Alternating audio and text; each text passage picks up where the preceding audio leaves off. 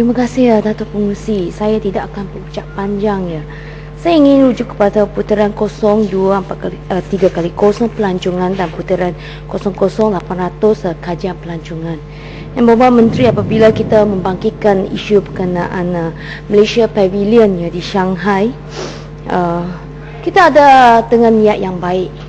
Kita memberi kritikan yang konstruktif sebab ada di antara kita yang telah melawat tempat tersebut dan sebenarnya rasa kecewa apabila Malaysia dipersembahkan sedemikian di Shanghai Expo yang mempunyai sasaran untuk mencapai 70 juta pelancong dari berbagai negara. Jadi apabila kita bangkitkan isu ini, saya harap Yang Berhormat menerima dengan hati yang terbuka kerana kita sayangkan negara, kerana kita mahu yang terbaik dipamerkan di arena antarabangsa untuk sektor pelancongan negara ini. Datuk Pengerusi, Yang Berhormat, saya sebelum ini pernah membangkitkan isu berkenaan perbelanjaan Yang Berhormat Menteri dan Kementerian ya untuk 10 hari misi di Australia dan New Zealand yang telah membelanjakan RM244,720 untuk 3 orang, iaitu Yang Berhormat Menteri serta pasangan dan seorang pegawai kanan. Yang Berhormat ada memberi jawapan antara untuk mempertahankan perbelanjaan 3 orang. Yang Berhormat memberi jawapan dalam Dewan adalah kerana ini salah satu strategi itu memberi sentuhan secara peribadi kepada para pengusaha pelancongan, syarikat penerbangan dan media asing dalam pasaran sasaran. Saya nak tahu daripada Yang Berhormat Menteri ini Yang Berhormat Menteri strategi ini belajar dari negara mana? Menteri sendiri harus selalu pergi melancong dengan memberi sentuhan secara peribadi menggunakan wang rakyat yang begitu banyak. Kita ada berapa kali Yang Berhormat Menteri keluar negara, baru boleh kita mendapat pertambahan pelancong. Sebab saya percaya Muhammad sendiri juga mengetahui ada ramai orang ya sebenarnya amat tidak berpuas hati dengan perbelanjaan yang begitu tinggi. Saya rujuk khasnya untuk berkenaan dengan 10 hari misi di Australia dan New Zealand ini. Yang Muhammad ada tangkap gambar ya saya tengok dalam surat khabar media, yang mana Yang Berhormat ada tangkap gambar belakangkan helikopter atas puncak gunung, dan Yang Berhormat telah mengeluarkan kenyataan patut ada rancangan di Malaysia untuk menarik high end atau super rich pelancong ke Malaysia. Jadi saya ingin tahu daripada Yang Berhormat Menteri, selepas perbelanjaan tersebut 200 lebih ribu, apakah perancangan yang telah dirancang ekoran daripada lawatan tersebut untuk menarik super rich pelancong ke negara ini. Saya nak tahu sama ada Yang Berhormat Menteri ada melawat destinasi di New Zealand yang menawarkan package backpackers. Apakah Yang Berhormat Menteri ada pergi tinggal di rumah-rumah khas untuk backpackers? New Zealand juga popular kepada backpackers.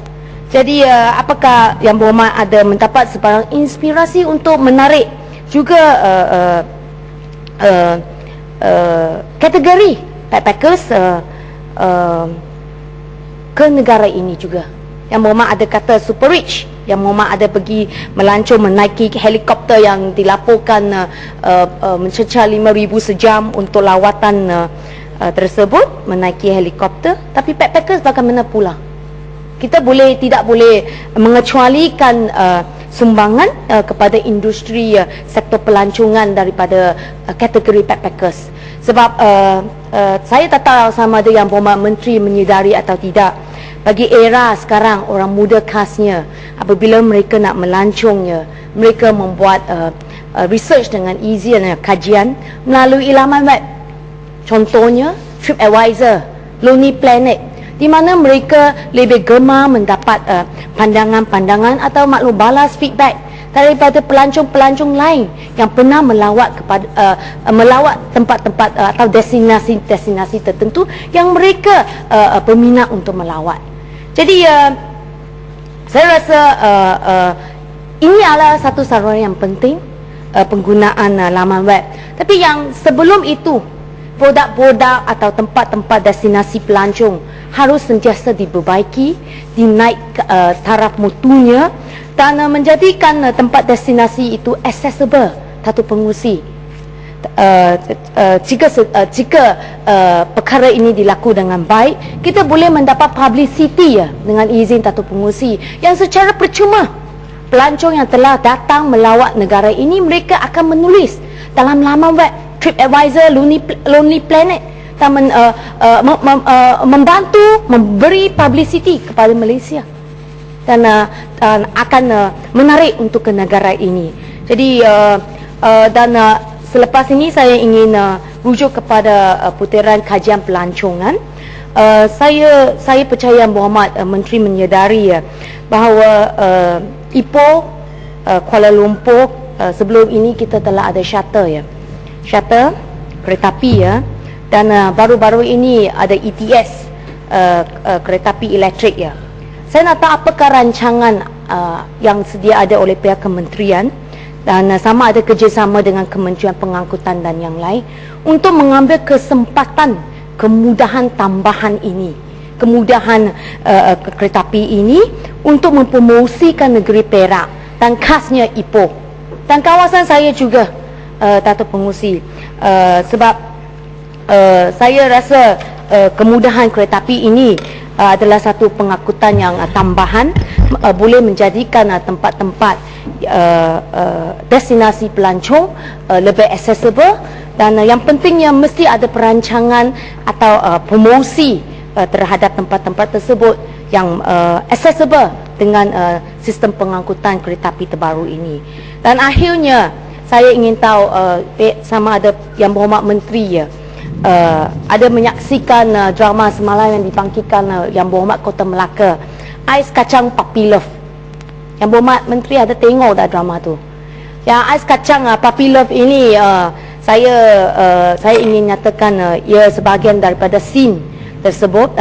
Drama tersebut adalah dilakonkan di kawasan saya di Tronok, di mana ada beberapa deret bangunan lama. Dan ini filem telah memenangi award, semalam telah dinyatakan oleh Yang Berhormat Kota Melaka, dan ini adalah filem buatan anak Malaysia. Jadi saya rasa adalah peluang yang terbaik pihak kementerian mengambil kesempatan untuk mempromosikan kawasan saya, Tronok ini. Sebab kita boleh tengok contoh seperti sebelum ini Yang Berhormat Kapit pernah membangkitkan Winter Sonata, filem Korea yang begitu popular. Selepas itu menjadi satu tempat lakonan drama tersebut telah menjadi satu tempat destinasi. Jadi Ais Kacang Puppy Love dilakonkan di Tronok, Batu Gajah, itu peluang juga untuk menjadikannya satu tempat destinasi pelancong. Dan akhirnya saya harap Yang Berhormat Menteri akan ambil perhatian. Kalau pergi ke Tronok juga, kalau naik kereta api boleh lawat di Ipoh, kawasan Ipoh. Lepas tu boleh pergi juga Batu Gajah. Kalau dari Kuala Lumpur kita pergi Batu Gajah, lepas tu pergi Ipoh, dari Batu Gajah turun pergi lawat Tronok. Sediakan bas-bas ke destinasi lakonan filem ini.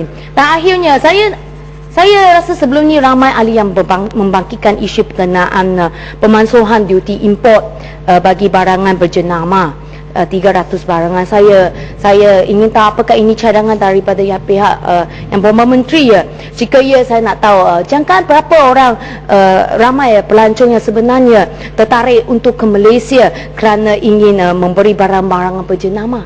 Saya rasa lebih baik kita menggunakan lebih masa untuk mempamerkan Malaysia, Truly Asia, atau tempat-tempat semula jadi. Kita ada bukit, kita ada gunung, kita ada laut, kita ada tempat peranginan, tempat yang sejuk, kita ada pantai, kita ada pulau. Ini adalah kekuatan Malaysia. Dan saya percaya tidak ramai mungkin Yang Berhormat boleh membantu yang pelancong yang kemampuannya yang mau datang ke Malaysia kerana mereka mau beli baju tidur yang lebih murah di sini, atau pakaian malam, atau selalu dipangkit oleh Yang Berhormat Kota pokok senas luar dalam, berdak daukung barangan berjenama yang dikata berjenama untuk menjadikan Malaysia shopping heaven. Tadi saya katakan kekuatan Malaysia adalah pemberian Tuhan yang sedia ada ini, alam semula jadi ini. Saya rasa setakat ini saja. Terima kasih Yang Berhormat Menteri.